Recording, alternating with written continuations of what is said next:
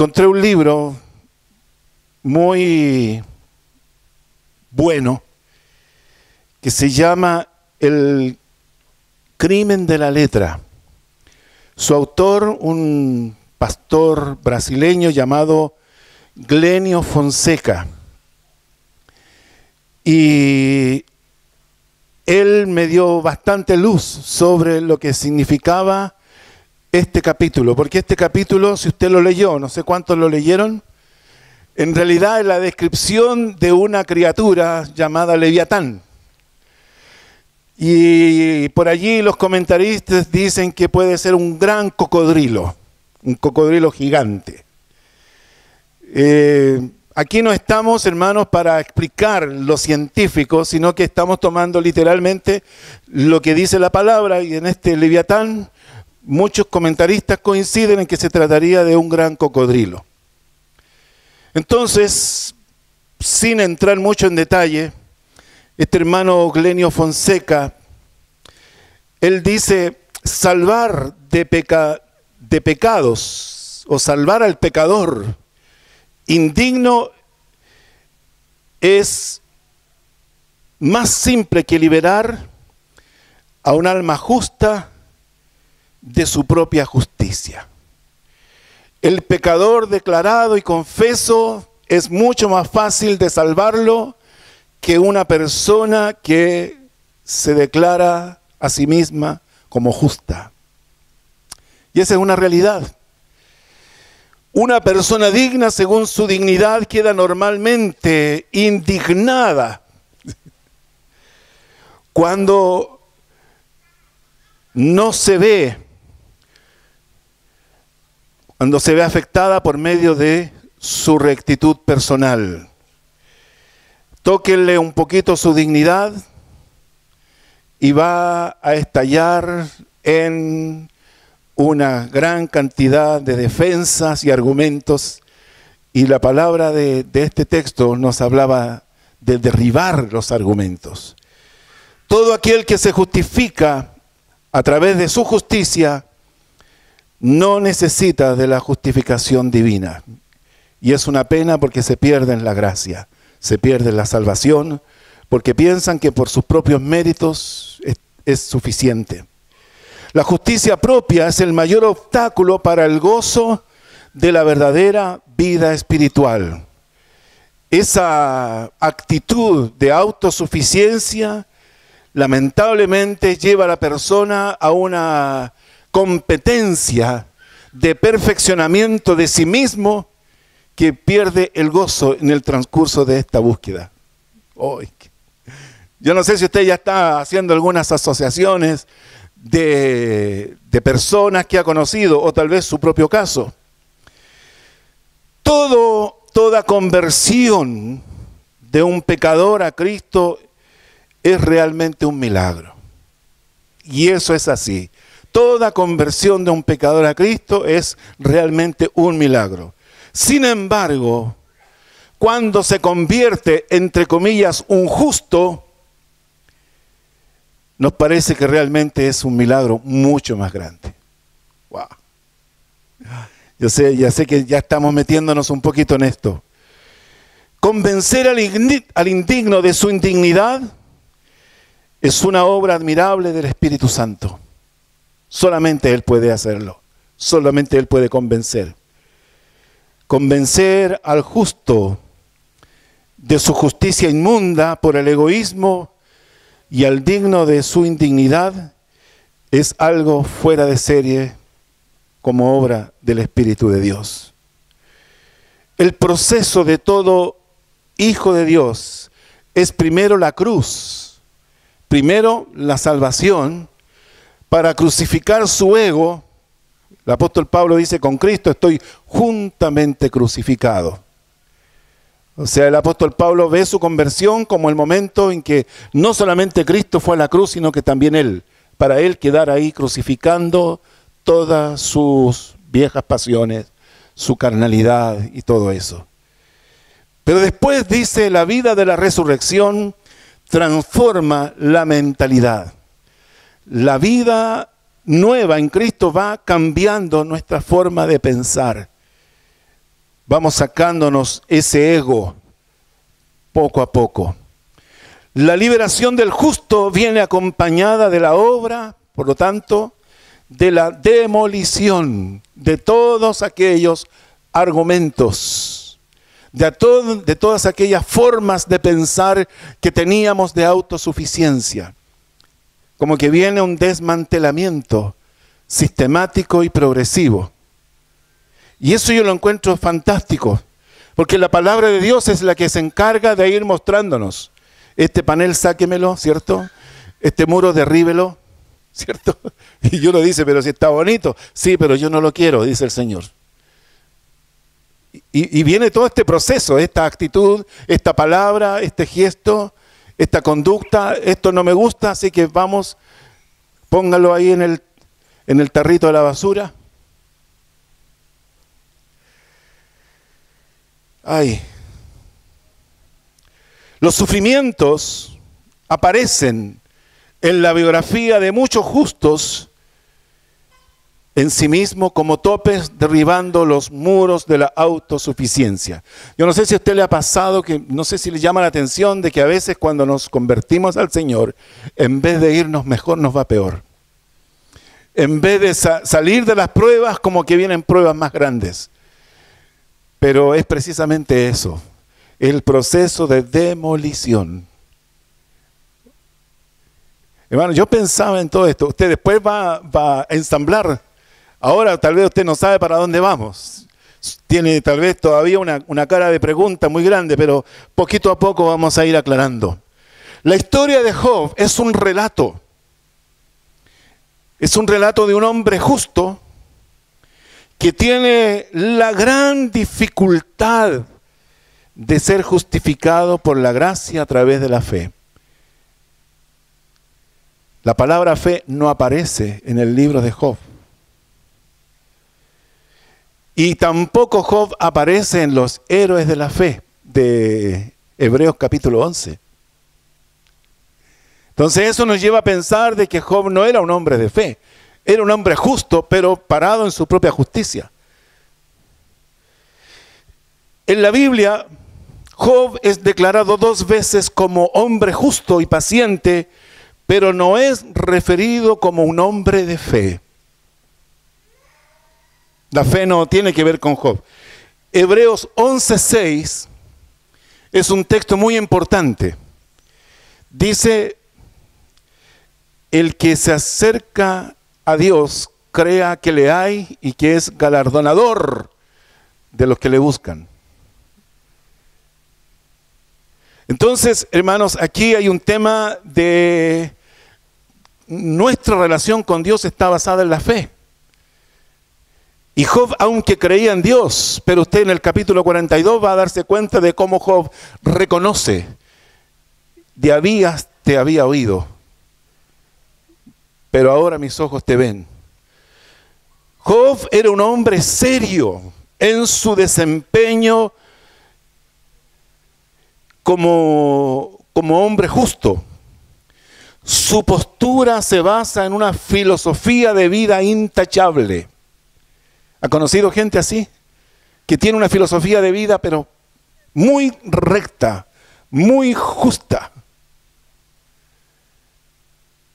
Entonces, ¿a él qué le podemos sacar? Hay gente que dice, mire, si hay Dios, yo estoy derechito al cielo. Si hay Dios, yo tengo mi terreno ganado allá en el cielo. Esa posición de decir, si hay Dios. Y si la Biblia me dice que sin fe es imposible agradar a Dios, porque es necesario que el que se acerca a Él crea que le hay, que es galardonador de los que le buscan. Entonces una persona puede tener muchos méritos, puede tener mucha justicia, puede tener una filosofía de vida intachable, pero sin embargo para Dios todas nuestras justicias son trapos de inmundicia. Así dice la Biblia. Nuestra justicia es como, delante de la justicia de Dios, es como un trapo de inmundicia. Él era firme en lo que hacía, siempre fue honesto en sus negocios y un hombre muy convencido de sus ideas.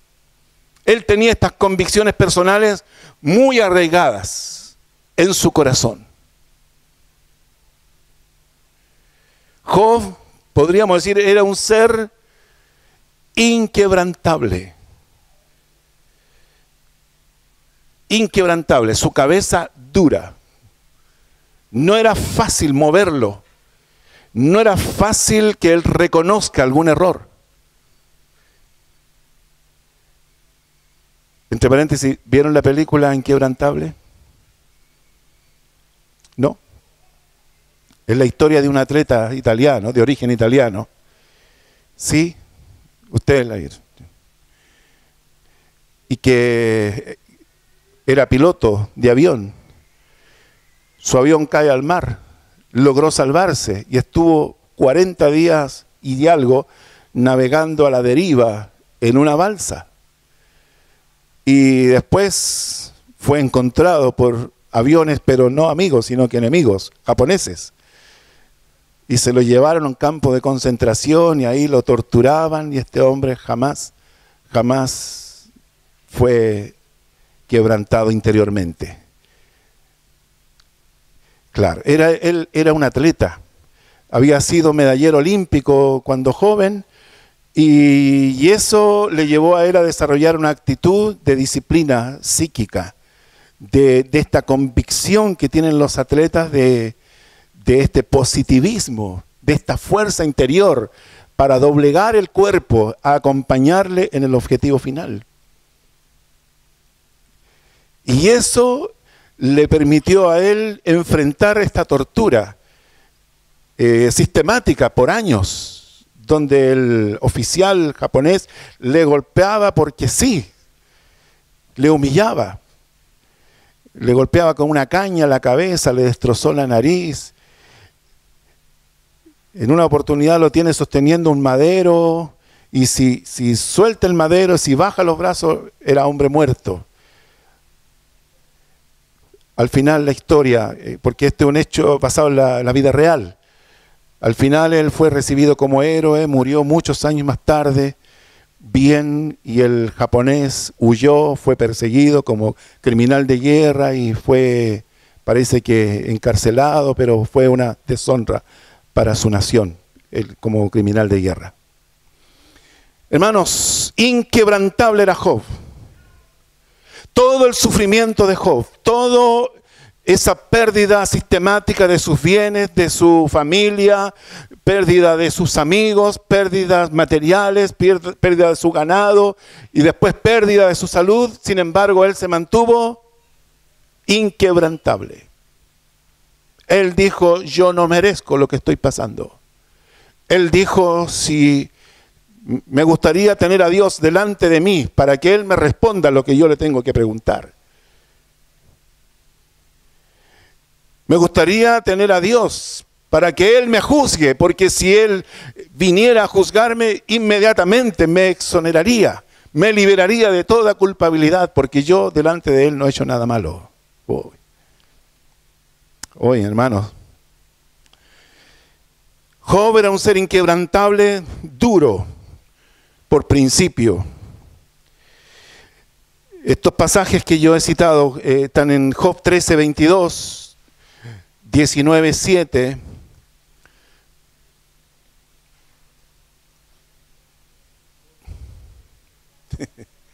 ...13, 22...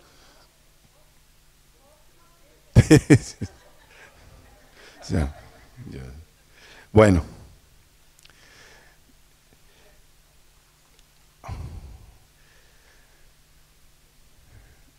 Llama luego y yo responderé, o yo hablaré y respóndeme tú. Esta es la actitud de Job. Yo hablaré, tú me respondes.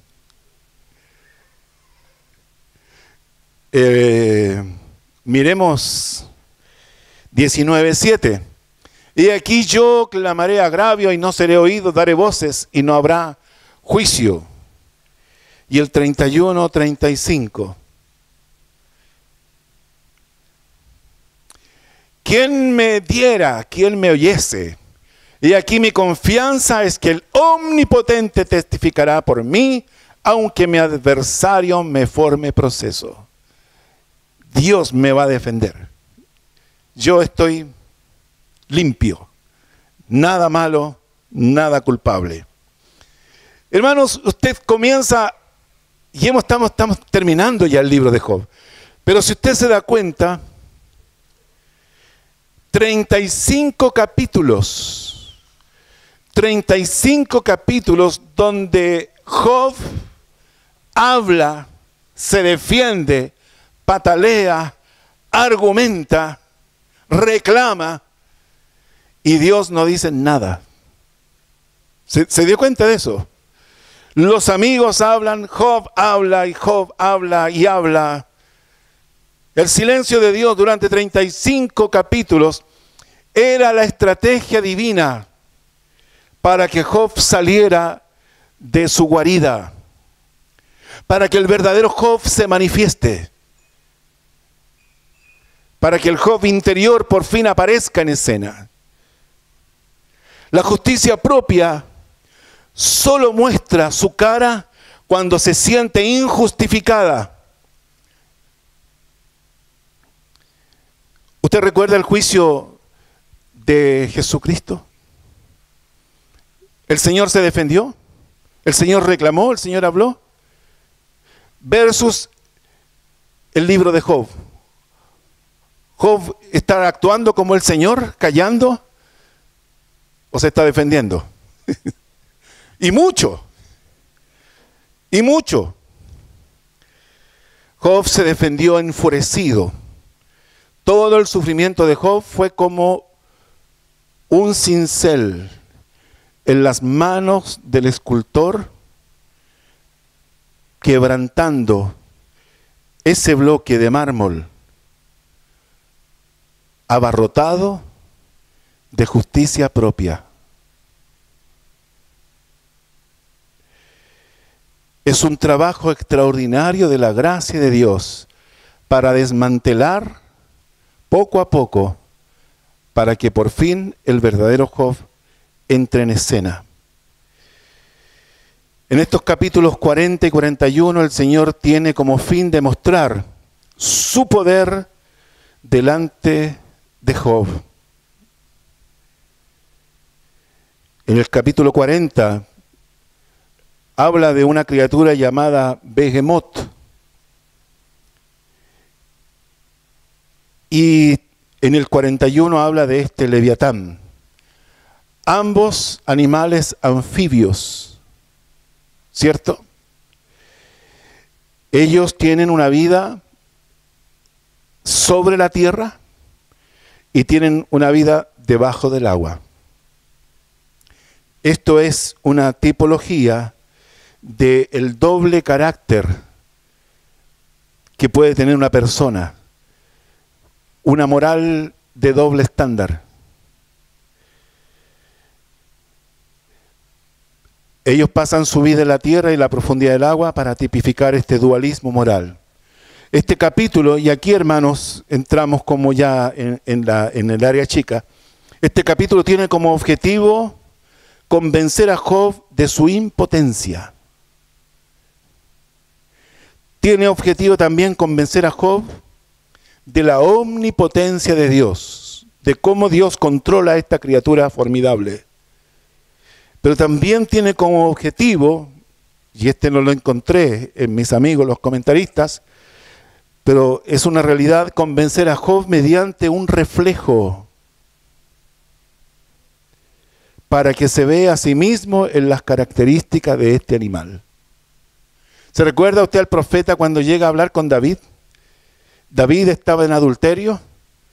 David había mandado matar a Joab. Y el profeta le cuenta una historia de un hombre que tenía un gran rebaño y había como vecino un pobrecito que tenía una ovejita.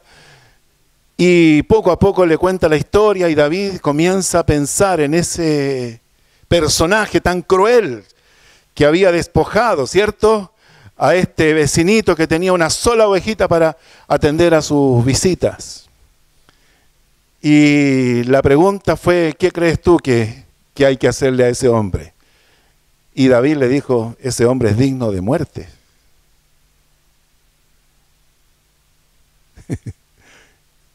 ¿Y qué pasó? El profeta le dijo, tú eres ese hombre. Ay, hermano, yo no me hubiera gustado estar ahí.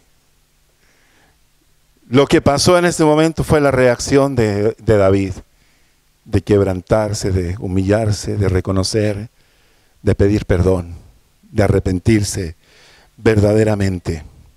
Entonces este capítulo tiene como propósito convencer a Job de la omnipotencia de Dios, de la impotencia de Job sobre estas criaturas y además de convencer a Job mediante este reflejo para que se vea a sí mismo en las características de este animal.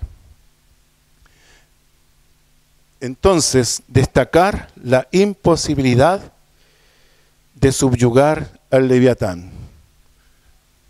Comienza Dios preguntándole,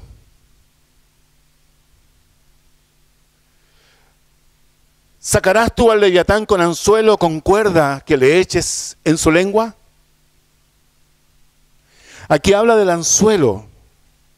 Hay distintos métodos de pesca, como anzuelo, como redes, como moscas, etc. Dios nos ha llamado a nosotros a ser pescadores de hombres, ¿cierto? Pero aquí Dios está preguntándole a Job, ¿tú lo sacarías a esta bestia con estos métodos? Entonces, si Job no puede responder a esto. Hermanos, hay 70 preguntas en el libro de Job, en que Job no puede responder ni una sola. Entonces, hermanos, podemos pescar con estos métodos, pero pregunto, ¿cómo te atrapó Dios? Cuando yo veía este libro, hermanos, me daba cuenta de lo difícil, de lo duros, de lo jabonosos que somos para rehuir el mensaje del Señor. Yo siempre recuerdo a un pastor que me decía, tú tienes ministerio y estás arrancándote de Dios. Él llegaba a mi casa y yo me desaparecía a hacer culto familiar, es verdad. Él llegaba a mi casa, sentaba toda la mesa, yo escuchaba que estaba el pastor, me iba. ¿Cuáles fueron los métodos que Dios usó? La cuerda. Oseas 11:4. Dice, con cuerdas humanas los atraje, con cuerdas de amor. Y fui para ellos como los que alzan el yugo de sobre su cerviz y puse delante de ellos la comida. Dios usó cuerdas de amor. Amén. Qué hermoso, hermano, es poder reflexionar acerca de cómo Job está mirando este ejemplo, donde Dios le dice a esta criatura, tú no la puedes gobernar, pero yo sí la gobierno. A esta criatura tú no la puedes pescar o atrapar como tú pienses de los métodos clásicos, porque es formidable en su fuerza y en su resistencia. Pero es como si Dios le dijera indirectamente, Dios, mírate a ti, ¿de qué manera yo te puedo atrapar? ¿De qué manera yo puedo lograr retenerte? Fíjese el versículo 2, dice, soga en la nariz, pondrás tú soga en sus narices y horodarás con garfio su quijada. Los bueyes son subyugados, ¿cierto? Con esta argolla en la nariz y van y son tirados, o sujetarlos de la quijada con un garfio. Es decir, el garfio ejerce la fuerza y si el animal se resiste, el garfio va penetrando en su carne. El Señor tuvo que hablar con uno tan justo y tan lleno de conocimiento y tan orgulloso de su condición de conocedor de la Biblia. Y Dios le dijo, dura cosa te es dar coces contra el aguijón. Porque mientras más coces o más te defiendes o más te resistes, más daño te haces. ¿Qué método tuvo que usar Dios para atraparnos? ¿Qué método tuvo que hacer el Señor para lograr retenernos para Él? El versículo 3, multiplicará Él ruegos para contigo, te hablará Él lisonjas. Cuando ocurrió eso, hermano, en su vida, usted le clamó a Dios, le pidió misericordia, le oró a Él. Si tú lograras, le dice a Job, atraparlo, Él te pedirá clemencia. Pero en el fondo le está diciendo Dios a Job, Job, ¿de qué forma yo te puedo retener para que por fin me clames, por fin me pidas clemencia, por fin me ruegues?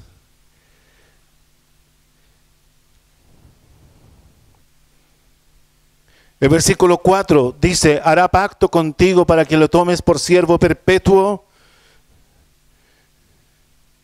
Y esto me hablaba en el sentido de qué compromiso yo he hecho con Dios. He hecho un compromiso con Dios. Yo me he declarado un siervo eterno para Él. Un siervo perpetuo mientras tenga vida, mientras haya aliento en mí, yo voy a servir a Dios. ¿Usted ha hecho alguna vez esa declaración de sí mismo, de comprometerse con el Señor? Qué importante es. ¿Cuántas personas regresan? ¿Cuántas personas se vuelven? ¿Cuántas personas toman el Evangelio como un momento que le ayudó a salir adelante en un tiempo de dolor o de prueba, pero pasó la prueba, pasó el dolor y nos olvidamos de Dios, nos olvidamos de la iglesia, nos olvidamos de todo?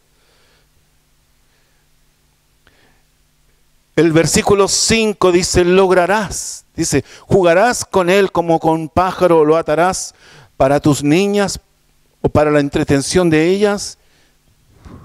Le domesticarás en el fondo.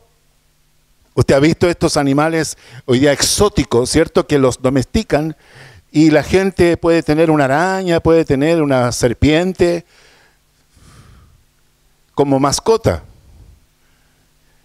Hermanos, esto de domesticar, en el sentido de que Dios haya tenido un trato con nosotros tan fuerte, tan intenso, que nos haya cambiado nuestra naturaleza, que haya cambiado nuestro ADN. Siempre recuerdo la fábula del alacrán y la ranita, donde el alacrán iba caminando y quería llegar a cierto destino y se encontró con un charco y dijo, ¿cómo paso este charco? Y justo había una ranita por ahí y le dijo, ranita, ¿tú me podrías pasar, por favor? Y le dijo, no, porque tú me vas a picar. Y el alacrán insistió muchas veces y le prometió, no te preocupes, no lo voy a hacer. Pero cuando ya le dijo, por fin la convenció y se sube, pega el salto y siente la mordedura del alacrán y el veneno y le dice, tú me dijiste que no me ibas a traicionar. Y le dijo, ¿qué quieres que haga si es mi naturaleza? Hermanos, ha cambiado Dios eso tan profundo de nosotros. Seguimos peleando esta batalla con nuestra carne, con nuestras inclinaciones, con nuestras debilidades. Seguimos tratando de sobreponernos a esta tentación permanente que nos asedia, pero planteados o parados desde un punto de vista de vencedores. Dios le está diciendo a Job, tú podrías domesticar esta bestia. Es como si Dios le dijera a Job, Job, yo te anhelo, pero tú no te dejas tocar. No permites que yo te toque. Podemos decir que somos confiables nosotros para Dios. El versículo 6 dice, harán de él banquete los compañeros, lo repartirás entre los mercaderes. Podrás ser, en el fondo le está diciendo, tú podrás tomar este animal y compartirlo con otros para que sea alimento para otros. En nuestro caso, podremos nosotros ser de bendición para los demás. ¿Qué ven los demás? Que la muerte de nuestro yo sea una celebración de los que nos rodean. La muerte de nuestro yo, el cambio, ¿cierto? Que sea una oportunidad de agradecer y de celebrar el cambio que Dios ha hecho en nosotros.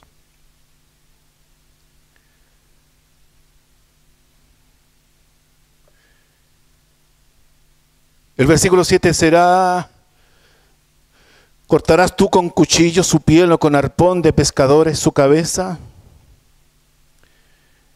¿Será esta piel vulnerable? Está diciendo de alguna manera, esta piel es tan dura que ni siquiera un cuchillo puede penetrarla. Este es un animal que está blindado. Y de esa manera, muchas veces, hermanos, nosotros nos blindamos. Nos blindamos. No nos entran balas. Algunos que dicen, no, yo estoy vacunado contra esto.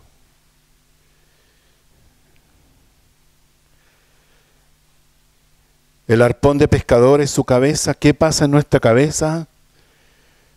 ¿Has doblegado tu cabeza? ¿La has bajado? ¿Has abierto tu mente? ¿Has rendido tu intelecto a la palabra? ¿Te has doblegado dejando atrás el orgullo, tus propias convicciones, tu arrogancia? De esa forma inquebrantable ve Dios a Job, igual que esta criatura. Versículo 8 dice: pon tu mano sobre él, te acordarás de la batalla y nunca más volverás. Tócalo y será para ti una experiencia aterradora. Encontré una frase que dice: si usted quiere diagnosticar con precisión una personalidad entre comillas intachable, lance acusaciones contra ese carácter incorrupto y usted va a evaluar la reacción, la violencia, la argumentación, la victimización, sus arranques emocionales por aquellas acusaciones, para reclamar, para quejarse, para poner el grito en el cielo, de tal manera que usted nunca más vuelva a intentar hablarle de Dios, diciéndole que Él también es un pecador. ¿Ha visto estas reacciones? Yo le pregunto, ¿cómo reaccionó usted la primera vez que le hablaron de Cristo? ¿Cómo reaccionó? ¿Tuvo una reacción humilde? ¿O tuvo una reacción arrogante, soberbia, rechazando todo eso? Casi recibiendo como una ofensa el que alguien le hable de Cristo.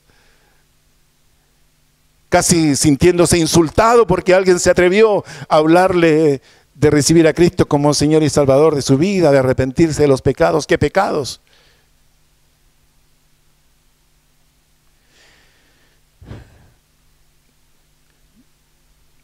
Versículo 9, aquí que la esperanza acerca de él será burlada, porque aún a su sola vista se desmayarán. Vana es la intención de someterlo. ¿Y qué pasó con usted? Muchos abandonaron la tarea de seguir hablándole a usted. ¿Quién tuvo toda la paciencia del mundo para insistirle en el Evangelio? Yo pensaba en este animal, pensaba en la actitud de Job, pero también pensaba en mi propia vida. Fueron varios años en que yo anduve lejos, muy lejos. No quería nada.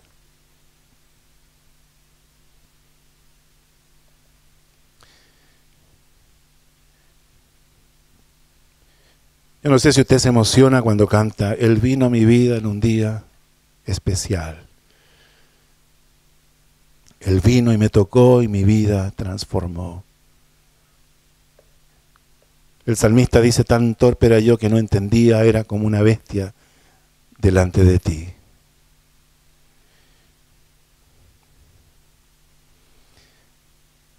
Versículo 10 dice, nadie hay tan osado que lo despierte. ¿Quién podrá pues estar delante de mí? Nadie se atreve a despertarle.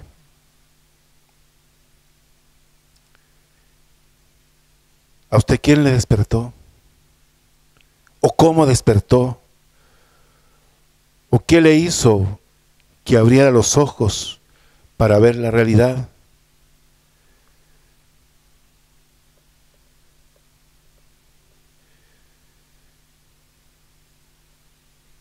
La parte B, ¿quién pues podrá estar delante de mí?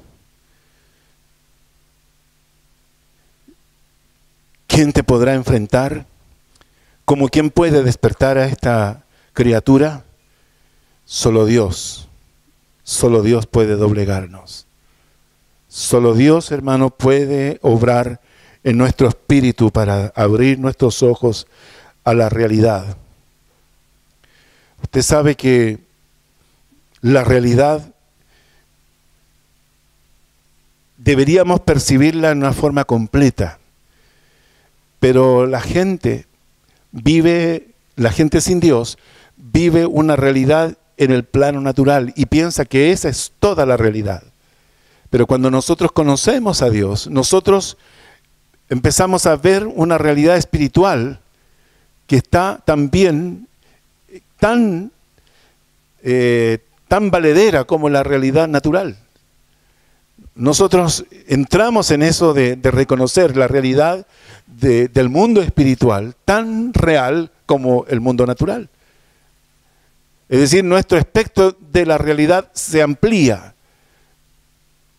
Y Dios quiere que nosotros estemos conscientes de esa realidad. Y por eso que decimos que yo tal vez veía la vida de esta forma antes de conocer a Cristo, pero ahora que lo conozco, yo veo la vida de otra manera. ¿Qué cambió?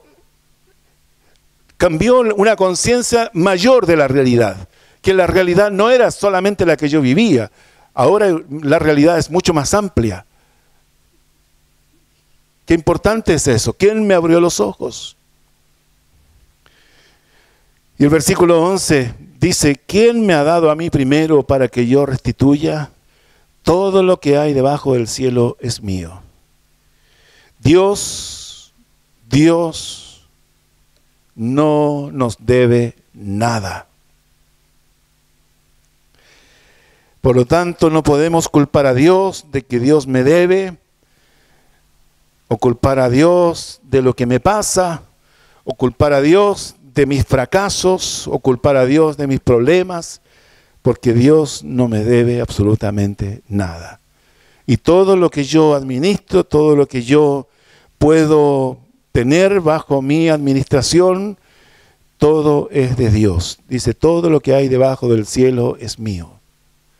Aunque yo me crea dueño, pero Dios dice, no es así. Yo soy dueño. Luego destaca los atributos físicos del Leviatán.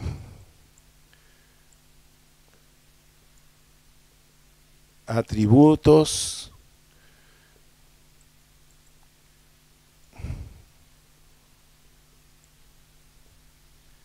físicos. ¿Qué dice? Versículo 12, no guardaré silencio sobre sus miembros, ni sobre sus fuerzas y la gracia de su disposición. Dios está diciendo que las fuerzas de esta criatura no son como para quedarse callado o como para no comentarlas. Como las fuerzas de Job para mantenerse firme durante tanto tiempo en la misma posición inquebrantable. Las fuerzas de ánimo de Job para mantener su posición de inocente con todas las pruebas que vinieron. Esa misma fuerza, hermanos, ¿cuál es el punto de quiebre nuestro? ¿O qué pasó cuando dejamos de luchar y nos rendimos al Señor?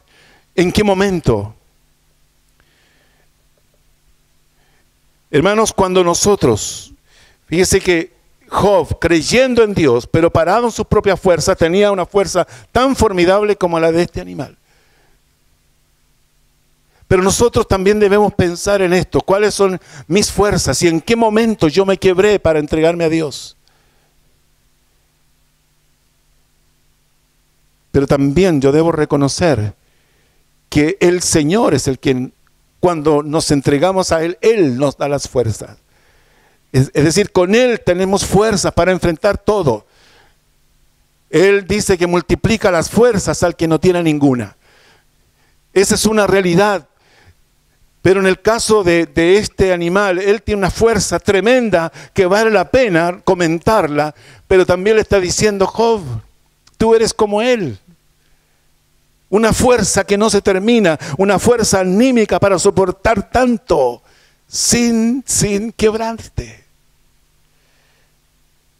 El versículo 13 dice: ¿quién descubrirá la delantera de su vestidura? ¿Quién se acercará a él con freno doble? ¿Quién podrá despojarlo? En el fondo, ¿quién podrá despojarlo de su coraza?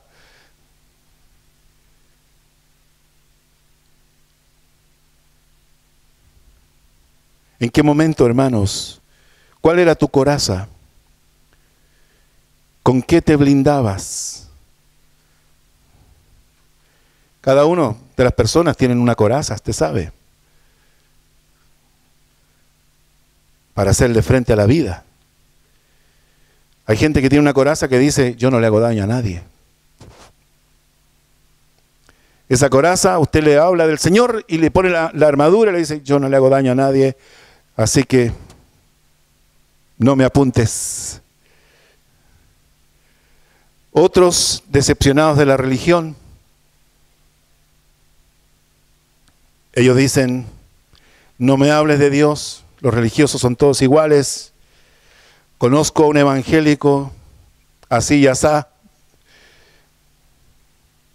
También la decepción de los creyentes. Otros se blindan, por ejemplo, con el escaso tiempo. No tengo tiempo, no tengo tiempo.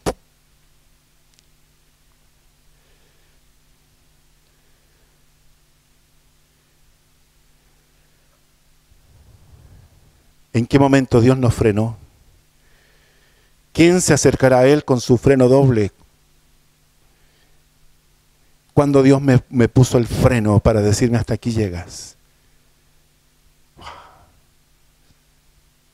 Ahora yo te controlo, yo te sujeto. Versículo 14: ¿quién abrirá las puertas de su rostro? La hilera de sus dientes espantan.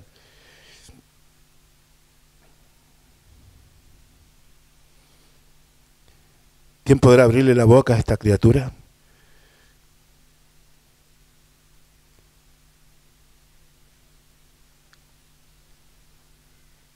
Cuando alguien se atrevió a tratar de abrirnos la boca, ¿qué salió de ella? ¿Qué dijimos? ¿A qué nos ofendimos? ¿De qué nos quejamos? Dice: los dientes de este animal espantan a cualquiera. Mordimos al que logró que abriéramos la boca. Hermano, no es fácil. Pero sin embargo, unos más y otros menos, pero todos somos similares. Y en algún momento Dios nos atrapó. Versículo 15 en adelante al 17 dice: la gloria de su vestido son escudos fuertes, cerrados entre sí estrechamente. El uno se junta con el otro y el viento no entra entre ellos.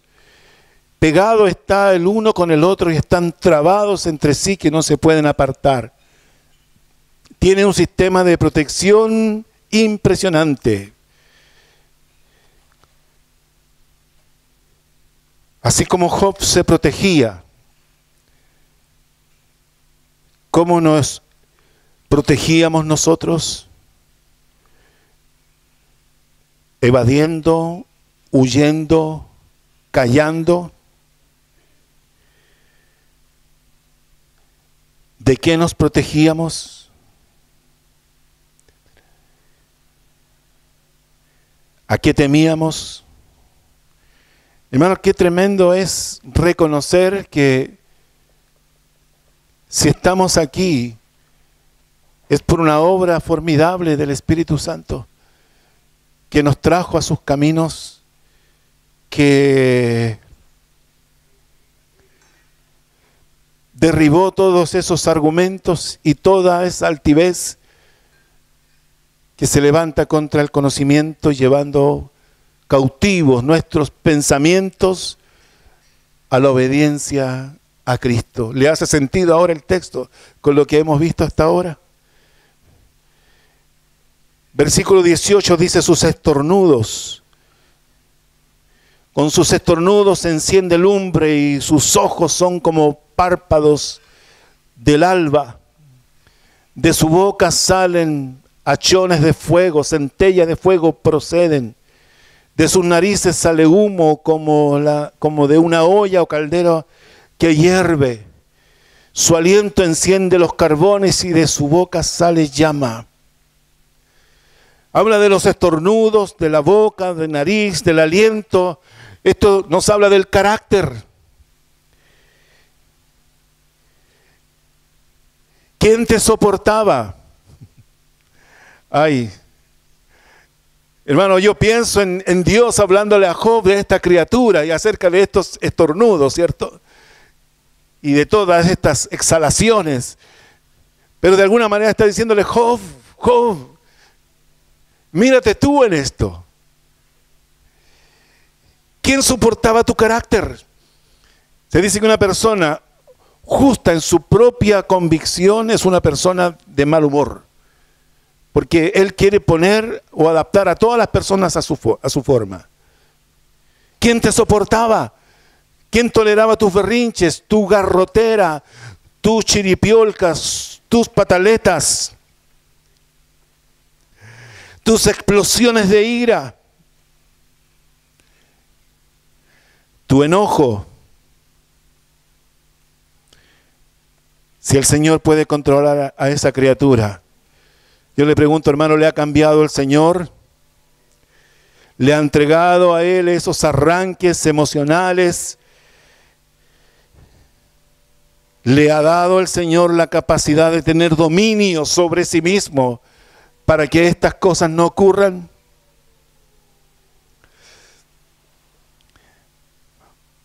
Versículo 2 dice: en su cerviz, en su cuello, dice otra versión, está la fuerza y delante de Él se esparce el desaliento. Su fuerza, su ánimo resuelto, su obstinación, su posición férrea, cerrada, clara, amedrenta a los que están cerca. Esa criatura, Dios la define de esa forma. Pero trata de decirle: Dios, de esa forma tú te has comportado durante todo este tiempo, Job. De esa forma tú te has planteado en tu posición con un cuello erguido, alto, suficiente. Hermanos, si eso no ocurría con Job, pero ha ocurrido con nosotros, Dios le trató a usted, le trató en un momento, o ha sido un trato progresivo. A veces Dios nos derriba en un solo instante y hace un cambio, una transformación radical, pero a veces es un proceso. Pero cual sea el camino, lo ha hecho Dios, ha tenido éxito Dios. Los que le rodean están convencidos de su cambio, o ha tenido regresiones.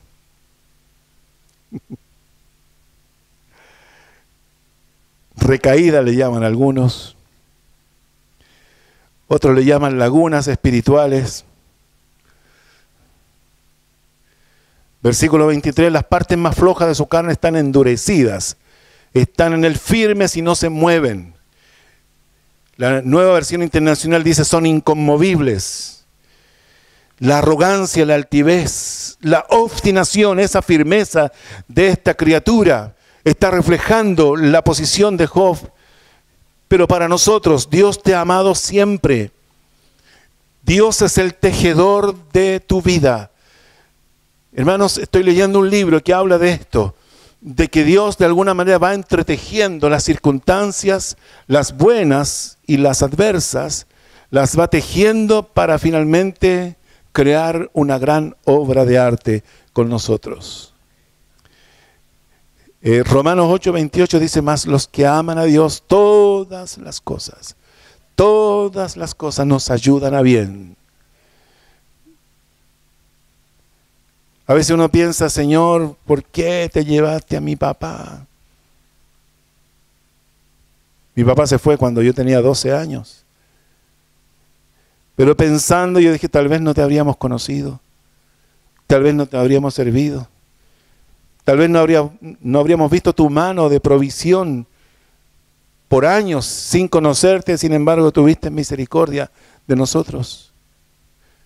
Tal vez mi mamá no habría tenido la vida tranquila que ha llevado hasta ahora, por el carácter que él tenía. Hermanos, miremos siempre todo desde la óptica de que Dios tiene el control de todo lo que nos sucede. Sea lo bueno, sea lo malo, entreguémoselo a Él, porque Dios se encarga de todo. Y Él sabe por qué hace o permite las cosas. Fíjese el versículo 24, dice: su corazón es firme como una piedra y fuerte como la muela de abajo. Su corazón como piedra. Ezequiel 11:19. Dios está diciéndole a Job: Job, tu corazón duro, parado en tu autojustificación. Pero Job todavía no lo asocia. La Biblia no dice que lo asoció, pero el capítulo 42 nos revela del cambio que hubo en Job. Dice: les daré un corazón y un espíritu nuevo pondré de ellos y quitaré el corazón de piedra del medio de su carne y les daré un corazón de carne, un corazón blando. La dureza del corazón. ¿Es lícito dar carta de divorcio? Le preguntaron al Señor. Dijo: al principio no fue así, mas por la dureza del corazón Dios lo permitió. Hermano, cuántas cosas, cuántos malos ratos, cuántos sinsabores nos habríamos evitado si hubiéramos tenido el corazón blando y no duro. Pero el Señor dice: el corazón de ese animal tan duro refleja tu propio corazón y el nuestro. Versículo 25 dice: de la grandeza tienen temor los fuertes y a causa de su desfallecimiento hacen por purificarse. Era de temer esta criatura. De su grandeza tienen temor los fuertes. Esto me hizo pensar en Saulo de Tarso, que inspiraba temor. Recuerde a Ananías, cuando le dice: Señor, ¿acaso tú no sabes cuántos males ha hecho este hombre que anda con cartas apresando a tus hijos? Como que encontró un placer en el capítulo 7, el apedreamiento de Esteban, cuando Saulo estaba cuidando la ropa de los que estaban lapidándolo, asesinándolo con piedras.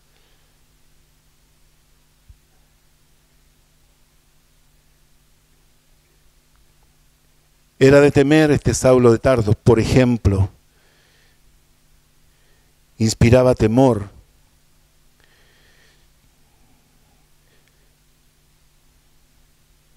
¿Nosotros qué inspiramos? Buena pregunta, ¿cierto? Luego la parte final, destacar la imposibilidad de capturar.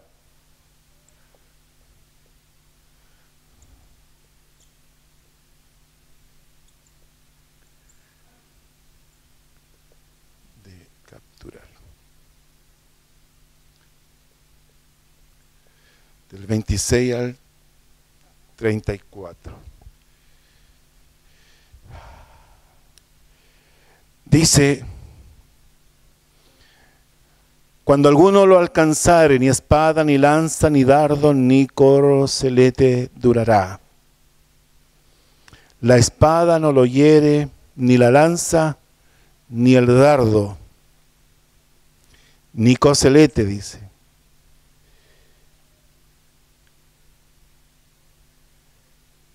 Yo pensaba en esto, hermanos, la palabra de Dios, ¿cuántas veces nos resbaló? Ni tampoco un pequeño mensaje, ni un tratado, ni un texto. Algunos, por temor de encontrarse con nosotros cuerpo a cuerpo, nos enviaban lanzas o jabalinas. ¿Cómo entró el Señor en su vida? Un quiebre económico, un quiebre emocional, un fracaso, una enfermedad, una pérdida, una traición. Sin embargo, Dios te tocó, pudo llegar a tu vida en ese momento. El 27 dice, estima como paja el hierro y el bronce como leño podrido. Saeta no le hace huir, las piedras de honda le son como paja. Tiene toda arma por hojarasca y del blandir de la jabalina se burla.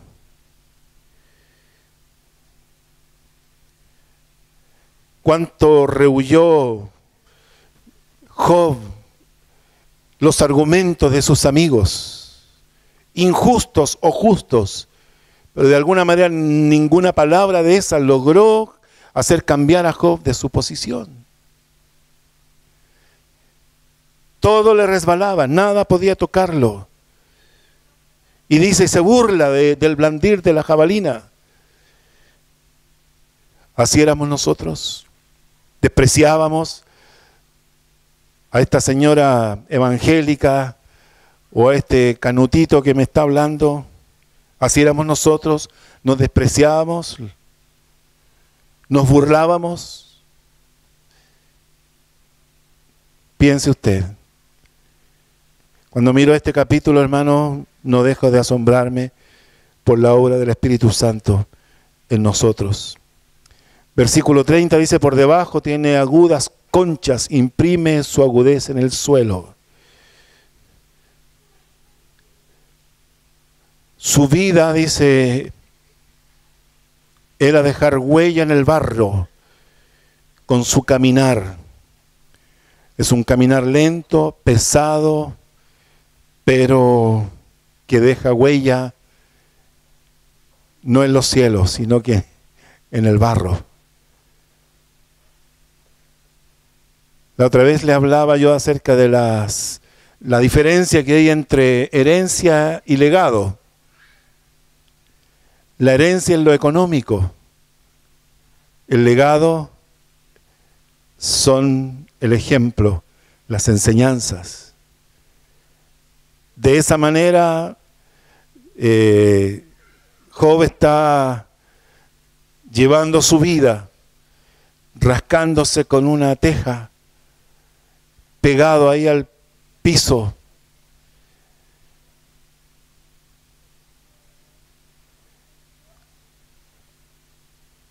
¿Qué estamos dejando nosotros? ¿Una herencia o un buen legado? Versículo 31. A servir como una olla al mar profundo y lo vuelve como una olla de ungüento. En pos de sí hace resplandecer la senda que parece que el abismo es cano.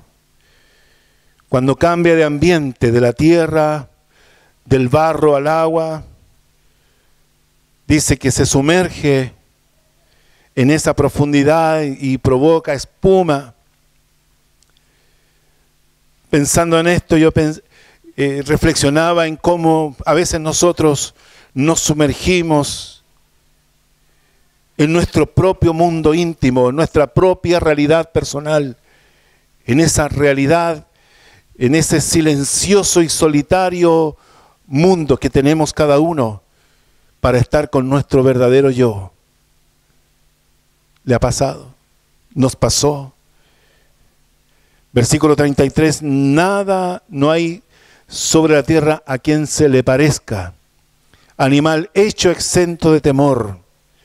Nada se le compara, animal exento de temor. Y es como si le dijera, como tú, Job, inquebrantable, obstinado, caprichoso, orgulloso, parado en tu propia justicia y en tu propia autosuficiencia. El versículo 34 dice, menosprecias toda cosa alta y es rey sobre todos los soberbios. Menosprecia todo lo importante, todo lo trascendente.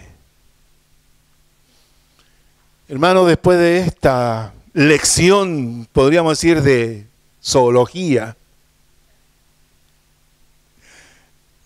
Job, yo creo que quedó, no sé si usted entiende esta ilustración,